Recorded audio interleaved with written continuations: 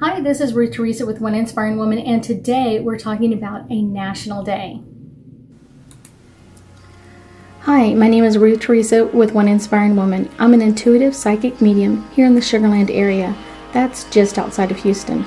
I work with my angels and guides to assist my clients in many areas of their lives, to bring them special messages from loved ones who have passed, to dialogue with their angels for guidance into their own situation, or to assist them with their own psychic abilities. If you like my content, please make sure to subscribe, like, and comment. That's right, today is National Ex-Spouse Day. That's right, April 14th is Ex-Spouse Day, and it really encourages people who've had a marriage together and things kind of like fall apart and they go through a divorce to kind of let things go and kind of really bring things to a new kind of amicable, kind of an easy way to do things. I will tell you that most times right now we're seeing kind of divorce rates at like 50%, and that's usually within the first 5 years of marriage. And so there are a lot of people that are kind of like, this doesn't work for me, let's make changes. Some of that comes in energetically because they haven't really been truthful with the other person. Sometimes I've even heard clients say, only reason why I'm dating them is because they're the only person that came around. You should wait for the right person. You should totally wait for the right person, because a lot of times what happens is because you got into this relationship with one person, that the right person for you kind of walked past because it's like, hey, you're already with somebody. Unfortunately, divorces don't turn out to be really friendly at the end, and it's really painful and hard, mostly for the kids. And I'm talking, I was a child of a divorced couple, and it was really, really hard. I would say the first few years were probably the most difficult. I think it's really important to understand, no matter what your spouse has put you through, no matter what is going on, that child is a product of both of you. And so many times I hear people say, well, I don't want my ex-husband to be around them because he's going to say bad things about me. Well, you both could do that, but it's one of those, if y'all decide like, okay, the marriage is over, but we're still co-parenting these kids, and we need to let all of this animosity, all of this anger, and all of this other stuff go so we can be the best parents we can, is the best. And I have seen this with a few clients and a few friends as well, where they have come in and been like, no matter what went on in the past, we're letting all of that go so we can be friendly, or at least friendly-ish, so we can co-parent these kids. When that happens, it is a win-win situation for the kids, because if not, what happens is one parent talks bad about the other parent, and really when they hear that, that child is going, that's half of me.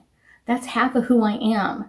That person is in me, and so I feel that. And a lot of times you're putting a lot of pain and pressure on the kids, when really what you wanted to do is put your spouse through pain and torture and make them feel bad because of whatever they did or whatever they said. And that's the really harsh and hard part for the kids, because so many times the kids are hearing you talk about that. One of the things I've told many clients when they've come to me and they're going through a divorce situation, I said, you don't have the right. You gave up that right to talk bad about that person when you had kids. End of story. No ifs, ands, or buts about it. If you need to talk about your spouse and you need to be truthful about it, if you've got to talk to the attorneys or whatever else or other people, then make sure those kids are not in earshot of what you're saying. And when you say something, don't add anything to it. There's no need for your energy to be like, well, he said this and he was really mean about it. That's your interpretation of it. You need to state what was said and only what was said, so those kids can hear about that other parent. Because so many times what they hear is, you're going to turn out just like your father, or you're going to turn out just like your mother, you're going to turn out this way. And that can be really hard, harsh energy for that child to live through. And it's something I guarantee you that you wouldn't really want your kids to go through. So let's pull a couple of angel cards and get us more information about Ex-Spouse Day.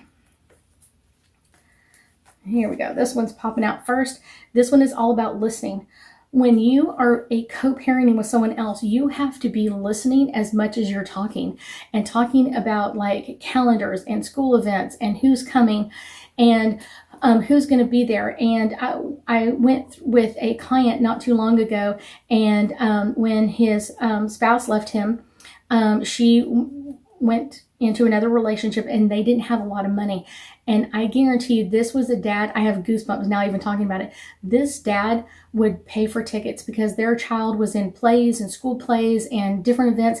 And he would leave a paid ticket for his ex-wife and her new husband to come to the event because it wasn't about him, it was about the child. That's important. It's one of those, no matter what else is going on, it's that important to do that. It's that important. Romance, you don't need to fall back in love with them, but understand that that love that you had with that person created that child. And that's what you need to show that child. It's not their fault. It's just the way a marriage happened. But it's one of those also making that understanding of, we both love you and we're both going to be there to support you. This one is about truth and integrity. Yes, speak your truth about what's going on, how you feel about things. But it doesn't mean you need to talk bad about your spouse. You can say, I'm really sad about this, or I'm really upset about that. So be truthful about it, and being in your own integrity about that. But it doesn't give you the right to talk bad about your spouse ever. And that's something that if you raise really, really smart kids, they'll figure it out on their own. You won't need to say a word.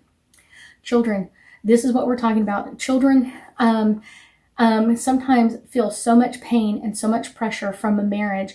They feel so guilty about it, and they always feel like it's their fault, no matter, even if they had nothing to do with it. And I will tell you, 9 times out of 10 or 10 times out of 10, the child had nothing to do with it. It's just the way things happen, but the child is going to feel like it's their fault. And it's important that they hear that from both sides, from both mother and father, that it's not their fault. So, and the sooner you get back onto kind of like a friendship a little bit to kind of co-parent this child or children is the best thing you can do for that child. I thank you so much for joining me today, and I know that we'll be talking again soon.